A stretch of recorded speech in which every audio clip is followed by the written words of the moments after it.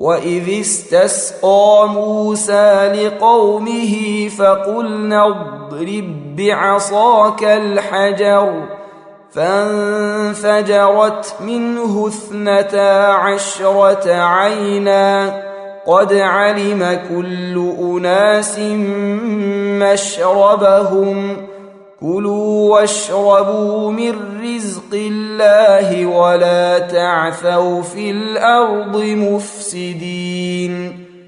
یاد کرو جب موسیٰ نے اپنی قوم کے لیے پانی کی دعا کی تو ہم نے کہا کہ فلاں چٹان پر اپنا عصا مارو، چنانچہ اس سے 12 چشمے پھوٹ نکلے، اور ہر قبیلے نے جان لیا کہ کون سی جگہ اس کے پانی لینے کی ہے۔ اس وقت یہ ہدایت کر دی گئی تھی کہ اللہ کا دیا ہوا رزق کھاؤ پیو اور زمین میں فساد نہ پھیلاتے پھرو۔ چنانچہ اس سے 12 چشمے پھوٹ نکلے۔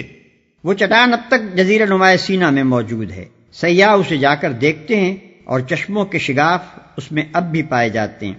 12 چشموں میں یہ مصلحت تھی کہ بنی اسرائیل کے قبیلے بھی 12 ہی تھے، خدا نے ہر ایک قبیلے کے لیے الگ چشمہ نکال دیا تاکہ ان کے درمیان پانی پر جھگڑا نہ ہو۔ وَإِذْ قُلْتُمْ يَا مُوسَىٰ لَن نَّصْبِرَ عَلَىٰ طَعَامٍ وَاحِدٍ فَادْعُ لَنَا رَبَّكَ يُخْرِجْ لَنَا مِمَّا تُنبِتُ الْأَرْضُ من بقلها وقثائها وفومها وعدسها وبصلها قال أتستبدلون الذي هو أدنى بالذي هو خير اهبطوا مصرا فإن لكم ما سألتم وضربت عليهم الذلة والمسكنة وباءوا بغضب من الله ذلك بأنهم كانوا يكفرون بآيات الله ويقتلون النبيين بغير الحق ذلك بما عصوا وكانوا يعتدون۔ یاد کرو جب تم نے کہا تھا کہ اے موسیٰ ہم ایک ہی طرح کے کھانے پر صبر نہیں کر سکتے، اپنے رب سے دعا کرو کہ ہمارے لیے زمین کی پیداوار، ساگ، ترکاری، کھیرا، ککڑی، گیہوں، لہسن، پیاز، دال وغیرہ پیدا کرے۔ تو موسیٰ نے کہا کیا ایک بہتر چیز کی بجائے تم ادنا درجے کی چیزیں لینا چاہتے ہو؟ اچھا کسی شہری آبادی میں جا رہو، جو کچھ تم مانگتے ہو وہاں مل جائے گا۔ آخر کار نوبت یہاں تک پہنچی کہ ذلت و خواری اور پستی اور بدحالی ان پر مسلط ہو گئی اور وہ اللہ کے غضب میں گر گئے۔ یہ نتیجہ تھا اس کا کہ وہ اللہ کی آیات سے کفر کرنے لگے اور پیغمبروں کو ناحق قتل کرنے لگے۔ یہ نتیجہ تھا ان کی نافرمانیوں کا اور اس بات کا کہ وہ حدود شرع سے نکل جاتے تھے۔ موسیٰ نے کہا کیا ایک بہتر چیز کی بجائے تم ادنا درجے کی چیزیں لینا چاہتے ہو؟ یہ مطلب نہیں ہے کہ من و سلوہ چھوڑ کر جو بے مشقت مل رہا ہے وہ چیزیں مانگ رہے ہو جن کے لیے کھیتی باڑی کرنی پڑے گی، بلکہ مطلب یہ ہے کہ جس بڑے مقصد کے لیے یہ صحرا نوردی تم سے کرائی جا رہی ہے اس کے مقابلے میں کیا تم کو کام و دہن کی لذت اتنی مرغوب ہے کہ اس مقصد کو چھوڑنے کے لیے تیار ہو اور ان چیزوں سے محرومی کچھ مدت کے لیے بھی برداشت نہیں کر سکتے؟ وہ اللہ کی آیات سے کفر کرنے لگے۔ آیات سے کفر کرنے کی مختلف صورتیں ہیں، مثلا ایک یہ کہ خدا کی بھیجی ہوئی تعلیمات میں سے جو بات اپنے خیالات یا خواہشات کے خلاف پائی اس کو ماننے سے صاف انکار کر دیا۔ دوسرے یہ کہ ایک بات کو یہ جانتے ہوئے کہ خدا نے فرمائی ہے پوری ڈٹائی اور سرکشی کے ساتھ اس کی خلاف ورزی کی اور حکم الہی کی کچھ پرواہ نہ کی۔ تیسرے یہ کہ ارشاد الہی کے مطلب و مفہوم کو اچھی طرح جاننے اور سمجھنے کے باوجود اپنی خواہش کے مطابق اسے بدل ڈالا۔ پیغمبروں کو ناحق قتل کرنے لگے۔ بنی اسرائیل نے اپنے اس جرم کو اپنی تاریخ میں خود تفصیل کے ساتھ بیان کیا ہے۔ مثال کے طور پر ہم بائبل سے چند واقعات یہاں نقل کرتے ہیں۔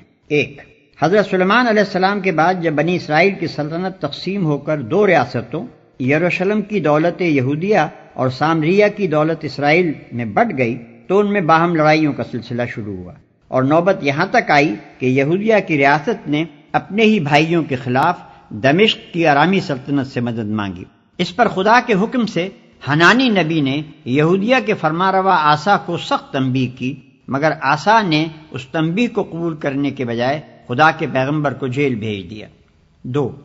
حضرت ایلیا علیہ السلام نے جب بال کی پرستش پر یہودیوں کو ملامت کی اور اثر نو توحید کی دعوت کا سور پھونکنا شروع کیا تو سامریہ کا اسرائیلی بادشاہ اخی اب اپنی مشرک بیوی کی خاطر ہاتھ دھو کر ان کی جان کے پیچھے پڑ گیا، حتیٰ کہ انہیں جزیرہ نمائے سینا کے پہاڑوں میں پناہ لینی پڑی۔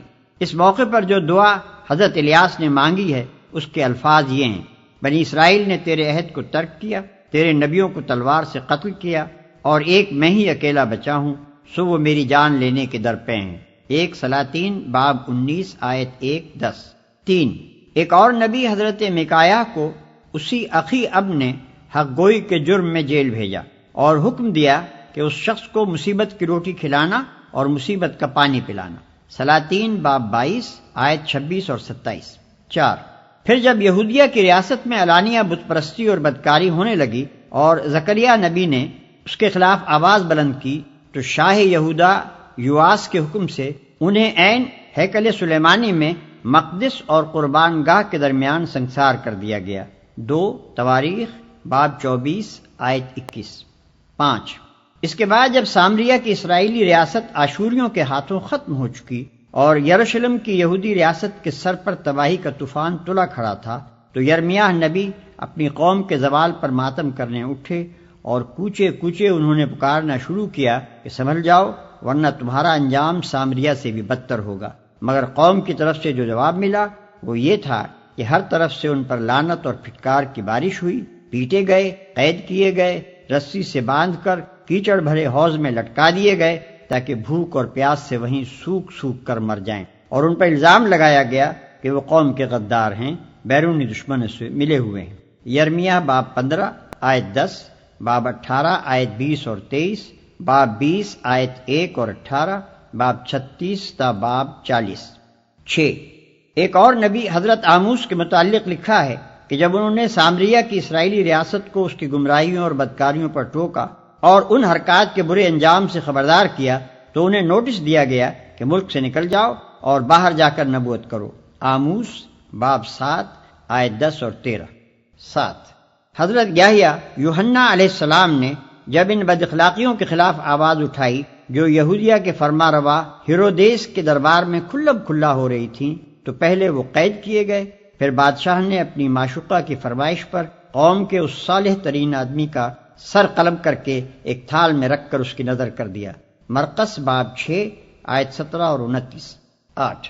آخر میں حضرت عیسیٰ علیہ السلام پر بنی اسرائیل کے علماء اور سرداران قوم کا غصہ بھڑکا، کیونکہ وہ انہیں ان کے گناہوں اور ان کی ریاکاریوں پر ٹوکتے تھے اور ایمان و راستے کی تلقین کرتے تھے۔ اس قصور پر ان کے خلاف جھوٹا مقدمہ تیار کیا گیا، رومی عدالت سے ان کے قتل کا فیصلہ حاصل کیا گیا، اور جب رومی حاکم پیلاطس نے یہود سے کہا کہ آج عید کے روز میں تمہاری خاطر یسوع اور برابا ڈاکو دونوں میں سے کس کو رہا کروں، تو ان کے پورے مجمع نے بالاتفاق پکار کر کہا کہ برابا کو چھوڑ دے اور یسوع کو پھانسی پر لٹکا۔ متی باب 27 آیت 20 تا 26۔ یہ ہے اس قوم کی داستان جرائم کا ایک نہایت شرمناک باب جس کی طرف قرآن کی اس آیت میں مختصراً اشارہ کیا گیا ہے۔ اب یہ ظاہر ہے کہ جس قوم نے اپنے فساق و فجار کو سرداری و سربراہ کاری کے لیے اور اپنے صلحاء و ابرار کو جیل اور دار کے لیے پسند کیا ہو، اللہ تعالیٰ اس کو اپنی لعنت کے لیے پسند نہ کرتا تو آخر اور کیا کرتا۔